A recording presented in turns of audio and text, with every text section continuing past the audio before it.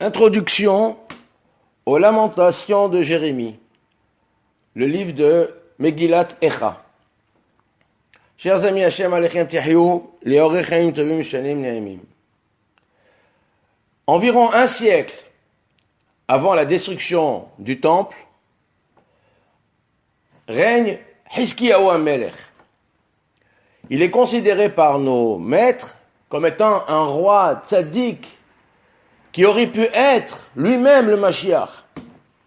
S'il avait eu l'idée d'élever un shir lorsque les armées de Sanheriv qui sont innombrables, qui viennent et qui font le siège de Jérusalem, ont été détruites par Hachem sans que lui-même n'avait à leur opposer une armée. Si alors il avait élevé le shir, alors il aurait été Mashiach. Pendant son règne, les Chachamim nous disent que même les petits-enfants connaissaient les lois les plus complexes de Touma et Tahara. Il n'y avait pas un enfant dans tout le peuple qui ne connaissait pas les choses les plus difficiles, et l'on met souligne Touma et Tahara, les choses les plus, la pureté, les lois complexes qui concernent la pureté, la Tahara, la Kedusha, pour montrer à quel niveau était le peuple lors du règne de Hiskiyahu HaMelech. Cependant, lui-même va avoir un fils qui est loin de lui ressembler, le roi Ménaché. Il règne 55 ans et il est qualifié par nos maîtres parmi les rois qui n'ont pas droit au Olam Haba. Et dans le livre des rois, le livre 2, vers la fin, il est raconté tous les méfaits, les avérotes, les catastrophes que Ménaché a fait. Cependant, dans le livre des chroniques, il est mentionné que Ménaché va faire tchouva. Pendant la première période de son règne, il fait des avérotes, mais la fin de son règne, cependant, il fera tchouva. Mais la tchouva qu'il fera ne sera pas suffisante pour réparer véritablement les méfaits des avérotes que lui-même a fait, que le peuple développe. Puis vient son fils, Amon, qui, comme son père, fait des avérotes. Et puis vient régner Yoshiyahu HaMelech, qui lui est un roi qualifié de tzaddik. Et il est dit dans le livre de Melachim, à la fin, qu'il n'y a pas un roi comme lui qui a fait tchouva parfaite et qui est revenu vers Hachem de tout son cœur. Et comme lui, il n'y a pas eu avant lui un roi, Asher Shav El Hachem Bechol Levavo, qui a fait un retour et un repentir vers Hachem de tout son cœur, Bechol Nafsho, de tout son être, ou Bechol Meodo, et de tout ce qu'il possède. Kechol Torat Moshe, et il a accompli parfaitement la Torah de Moshe. Mais après lui non plus, personne ne lui ressemblera. Lochav Hachem et Haron Apo Agadol. Cependant, Hachem n'est pas revenu sur sa colère. Asher Hara Apo Biouda. Alkol Akerasim Asher Echisu Menaché. Mais cependant, Hachem n'est pas revenu de sa colère, c'est-à-dire qu'il n'a pas annulé les prophéties de Ishaïa, qui prédit, qui prévoit, qui prophétise la fin, à cause des avérotes que Ménaché a fait. Et après cela, nous savons que Yoshiyahu a été tué par Paro Necho. Yoshiyahu a fait une erreur dans l'interprétation du verset. Il est dit dans le verset Ve'hereb lo ta'avor be'artsecha. L'épée, l'armée, ne passera pas étrangère, ne passera pas dans ta terre. Et Paro Necho demande l'autorisation à Yoshiyahu de traverser le pays, Eretz Israël, pour aller combattre les Chaldéens. Et en comprenant ce verset, Yoshiaou lui refuse et sort en guerre contre lui, et il est tué à cette guerre. Et il est tué, il est transpercé par une multitude de flèches, il est transpercé comme une passoire. Tellement de flèches il a reçu. Et c'est ainsi que finit Meshiach Hashem, le dernier grand roi de Yehuda. Puis, vient régner un fils à lui,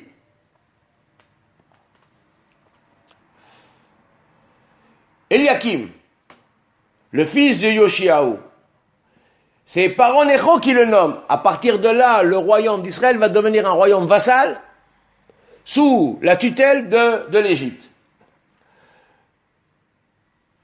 Et ce règne, Eliakim, ne va pas durer longtemps. Puis il va régner, à l'âge de 25 ans, Yehoyakim. Ben Esrim ve'hamesh shana Yehoyakim b'molcho. Ve'ahad esri shana malach b'Yerushalayim. Donc il va régner 11 ans. Et le pasuk dit, Vayas hara b'nei Hashem, kechol asher asu avotav. Et lui aussi va faire le mal aux yeux de Dieu, comme l'ont fait ses pères.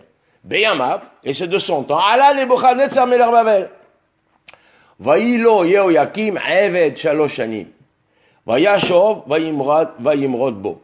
Et pendant 3 ans, Yehoyakim va être au service, va être le vassal de Nabucodonosor. Et après, il va se rebeller contre lui. Vayishalach Hashem bo et gedudei Kasdim, et gedudei Aram, et gedudei Moab, et gedudei Bnei Ammon, vayishallechem b'Yehuda le'avido.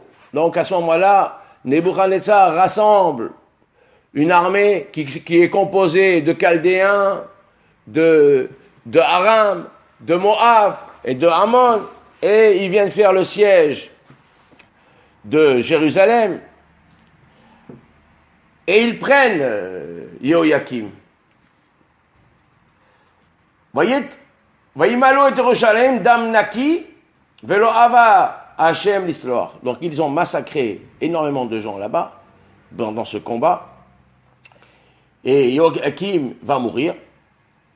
Vayimloch Yehoyachin beno tahtav. Et c'est Yehoyachin qui va régner après lui.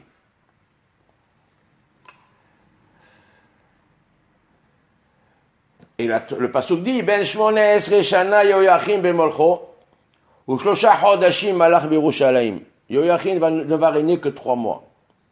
Ba'etaï, alou, avde de Nebuchadnezzar melech Bavel Yerushalayim, vatavo aïr bamatzor.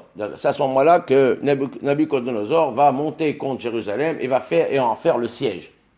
Vayavo Nebuchadnezzar melech Bavel el alaïr, va'avadav tsarim alea. Et Nebuchadnezzar lui-même va venir contre la ville et va en faire le siège. Vayetse Yehoyachin melech Yehuda al melech Babel hu ve'imo ve'avada ve'sara ve'serisav. Donc Yehoyachin, le roi de Yehuda, sort à la rencontre de Nebuchadnezzar, lui et toute sa famille.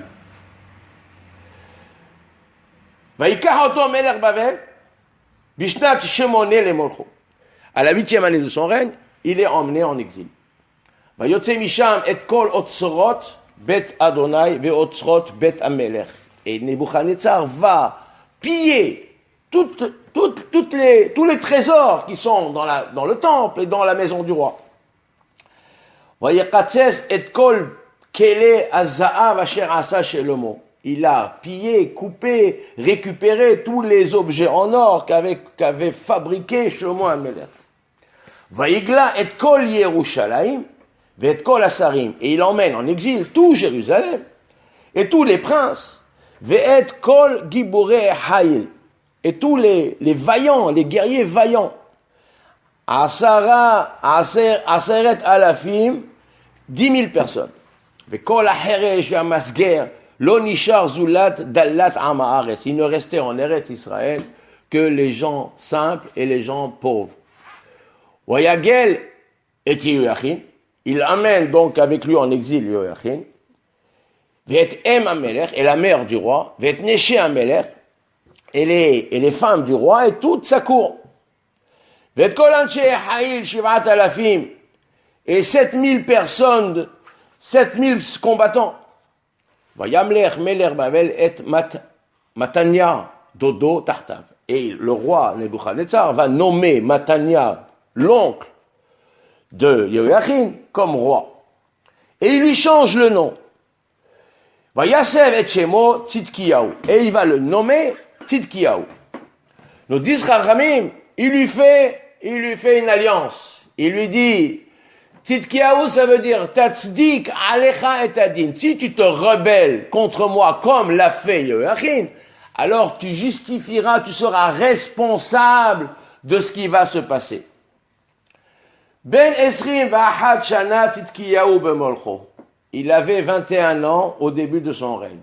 Ve'achad esre shana malach b'Yerushalayim. Et il a régné 11 ans sur Jérusalem. Vayas hara b'nei Hashem kechol asher asa Yehoyakim. Et lui aussi va faire le mal aux yeux d'Hashem comme l'a fait Yehoyakim.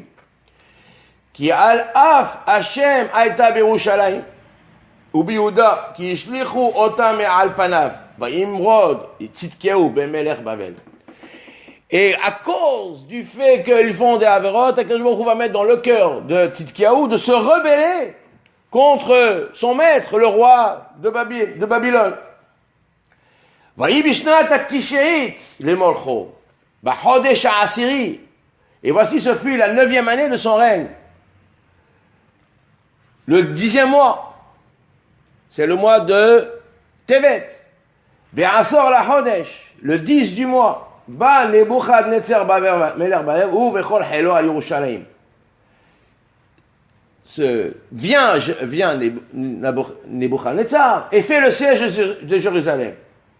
Vayivnu alea Dayak Saviv. Et ils ont construit une muraille de tours très haute autour de Jérusalem. ותבוא העיר במצור עד עשתה 10 שנה למלך צדקיהו. Et la ville était en siège, assiégée, jusqu'à la 11e année du règne de Tzidkiyahu. בתשעה לחודש, le 9 du mois, ויחזק הרעב בעיר, ולא היה להם לחם לעם הארץ. בתשעה לחודש, le 9 du mois, le siège est devenu de plus en plus insupportable, il n'y avait plus de pain pour le peuple. ותבקע העיר, la ville, la muraille a été brisée. וכל אנשי המלחמה, הלילה דרך שער Ben Ahomataim, Asher Alagan, Vekasdim, Alaïr Savi, va y aller derrière Arava. Donc le roi va se sauver. Il va prendre la fuite. Va y redefou Hel Kasdim, Ahar Ameler, va yasigoto. Donc les soldats babyloniens vont le courir après, vont le poursuivre et vont le saisir dans les plaines de Jéricho. Et il le ramène au roi de Babylone. Ve'et bene Tzidkiyahu shahatu le'einav. Ils ont égorgé les enfants de Tzidkiyahu devant lui. Ve'et ene Tzidkiyahu iver. Et il a crevé les yeux de Tzidkiyahu lui-même. Vayaserehu banu hashtim vayavihu Bavel. Ils l'ont mis des fers et des chaînes et ils l'ont emmené en Babylone. ובחודש החמישי בשבעה לחודש, היא שנת 19 שנה למלך נבוכדנצר, et בחודש החמישי, le 5e mois, donc c'est le mois de Av, le 7 du mois de Av, qui est la 19e année du règne de Nebuchadnezzar, bas Nebuzradan, Rav Tabbahim, Eved Melech Bavel Yerushalayim. Le Nebuzradan, qui est le chef de l'armée de Babylone, est venu contre Jérusalem. Vaïsrof et Bet Hashem et Bet Amelech. Il brûle le temple et le palais du roi. Ve'et kol bati Yerushalayim, et toute la ville. Ve'et kol bait gadol sarav baesh. Donc il a détruit la ville et il a mis le feu à toute la ville. ואת יתר העם הנשארים בעיר ואת הנופלים אשר נפלו על המלך בבל ואת יתר המון יגלה נבוכדנצר רב הטבחים. Et tout le reste du peuple, il les a ramenés en Babylonie, il les a exilés à Babylone.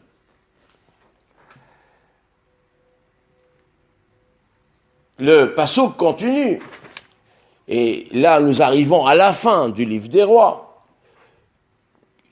que plus tard, à la fin du livre des rois, le fils de Nebuchadnezzar, Evil Merodach, va libérer le roi Yehoiachin, Melech Yehuda, B'shen Amasar al-Chodesh, V'eschim V'shiva al-Chodesh. Nasa Evil Merodach, Melech Babel, Bishnat Molcho, et Rosh Yehoiachin.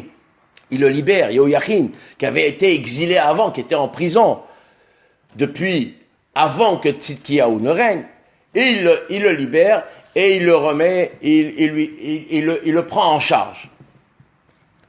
Nous voyons là, d'un point de vue historique, comment la décadence de Am Israël, comment Nebuchadnezzar est venu à plusieurs reprises, parce que les rois de Judée, qui n'étaient que des rois vassals, se sont rebellés contre eux.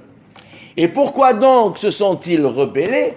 Parce que justement, ils font le mal, et c'est comme si que cette idée de rébellion, imaginons une nation toute petite contre une puissance extraordinaire, la plus grande puissance de l'époque, qui se rebelle, un petit pays qui se rebelle contre une puissance énorme.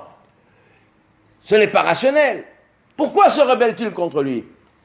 Et les versets soulignent que cette idée-là a été mise dans la tête des rois par Akadosh Baruch Hu pour justement amener la prophétie et la volonté, la colère de Dieu s'abattre sur ces gens qui sont mauvais et méchants. Voyons maintenant la prophétie de Jérémie en particulier. Nous voyons dans le livre de Jérémie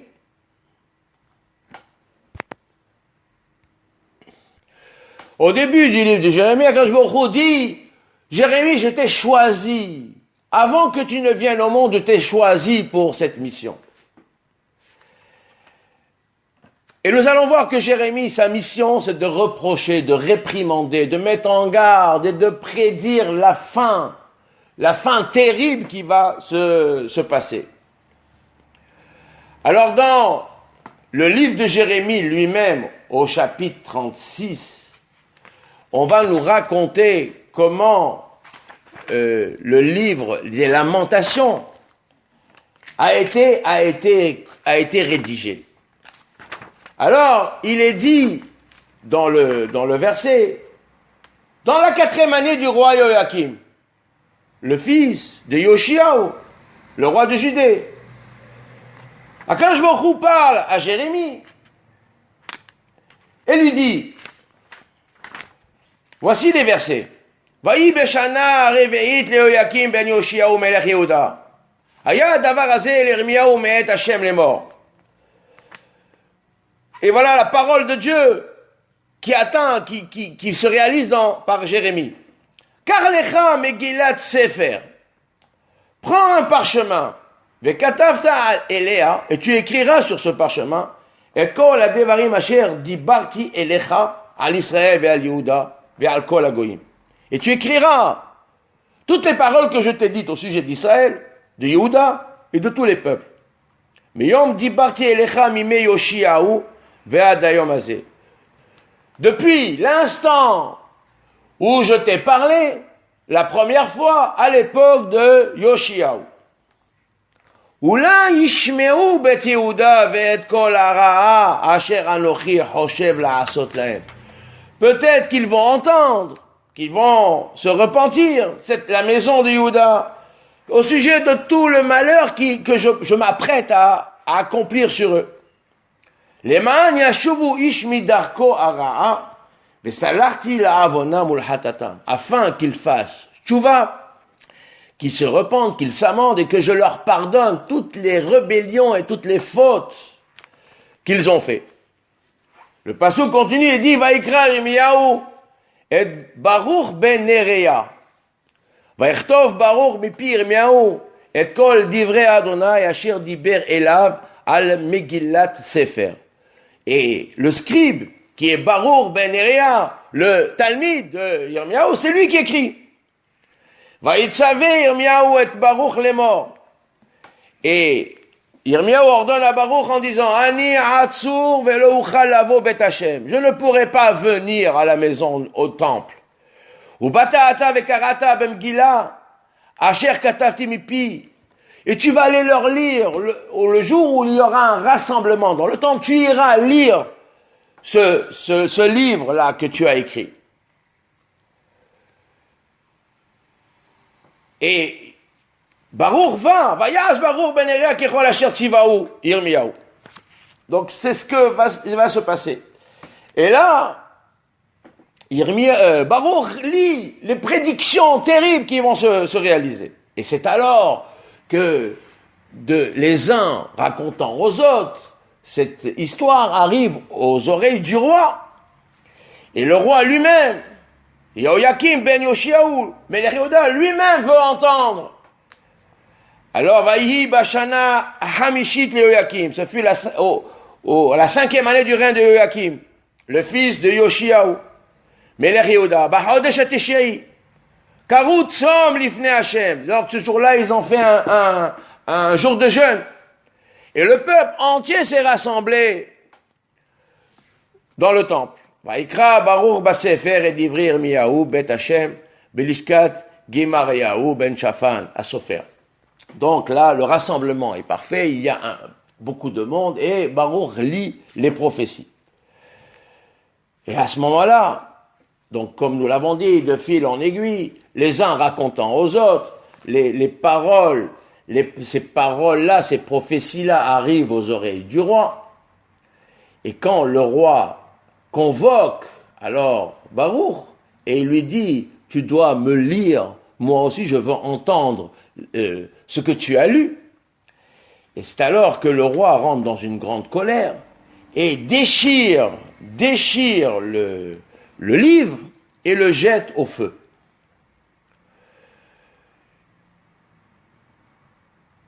Et ça, c'est quelque chose de terrible, parce que c'est le refus il s'agit du refus que le roi exprime de s'amender, de faire tchouva.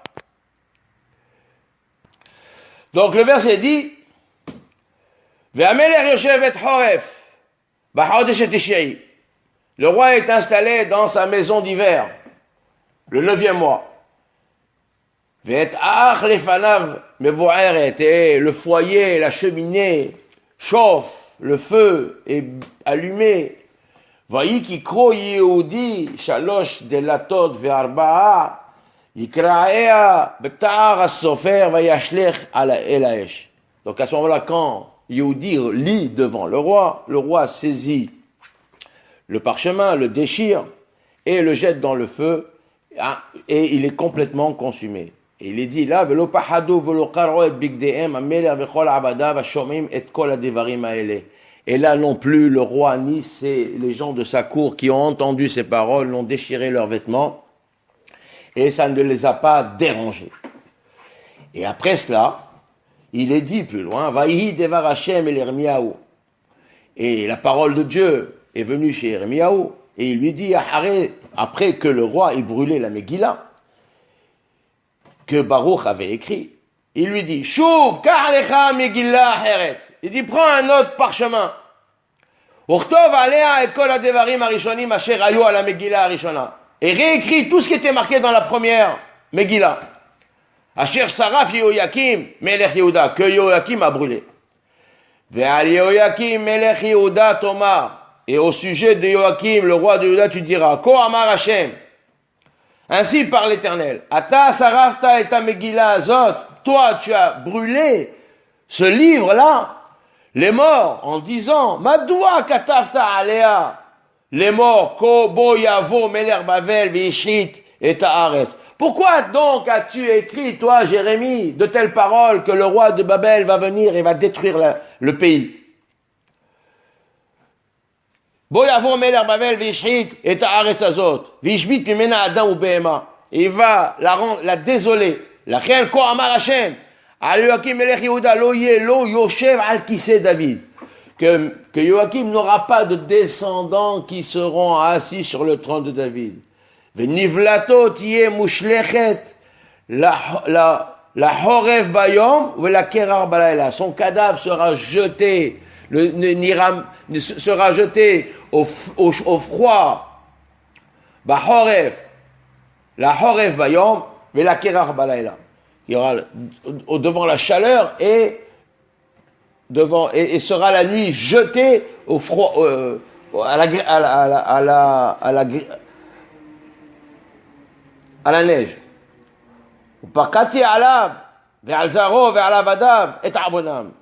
Et je mentionnerai sur eux et sur ses serviteurs toute la faute qu'ils ont commise.